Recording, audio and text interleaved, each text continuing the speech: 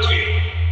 আমরা এও দেখেছি যে গতকাল একটা নিউজ, এই গাজীপুরের টঙ্গীর এক ইমাম সাহেব ইসলামের বিরুদ্ধে বক্তব্য দেওয়ার কারণে এই ইসলামের কর্মীরা তাকে খুন করে নির্যাতন করে পঞ্চগড় দিয়ে ভারতের জমিনে পাঠিয়ে দেওয়ার পরিকল্পনা করেছিল, কিন্তু তাদের পরিকল্পনা বাস্তবায়িত হয় না।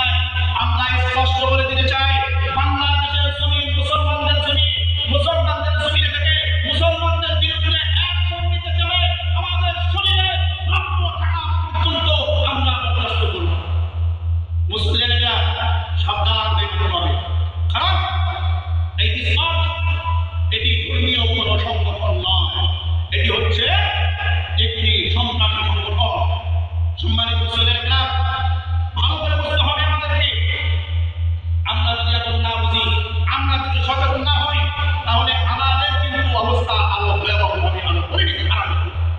আপনারা অবাক হয়ে যাবে, এই গাজীপুর খালিয়াপুরের আসামনি এই যে ধর্ষণ হয়েছে, ধর্ষণ হওয়ার পরে এই আসামনির মা এই ধর্ষক দোকান করতো, তার দোকানে গেছে জিজ্ঞাসা করার জন্য, বাবা তুমি আমার মেয়েকে কেন এইরকম অত্যাচার করেছো, নির্যাতন করেছো, ধর্ষণ করেছো, তুমি অন্যায় ছিল আমার সন্তানের।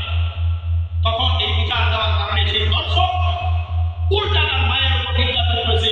সিসিটিভিতে আপনারা দেখেন নাই? দেখেছে? এগুলো বাংলাদেশে ভাইরাল হয়ে গিয়েছে, তারপরও এগুলো মানুষের কানে পৌঁছায় নাই। যেই বিচারক না, সম্মানিত মুসলিমরা আপনারা দেখেছেন আসামনিকে যারা ধর্ষণ করেছে, সেই ধর্ষককে ধরে নিয়ে গেছে পুলিশ, আদালত প্রাঙ্গণে পুলিশ সেই ধর্ষকের হাতে হাত মিলিয়ে হাত করাও পড়ায় নাই, পায়ে বেরিয়েও পড়ায় নাই। এইভাবে দর্শককে জামাই করে নিয়ে যেতেছে, পুলিশও হাসতেছে, সে দর্শক হাসতেছে, মনে হয় সে শ্বশুর বাড়িতে ঢুকতেছে।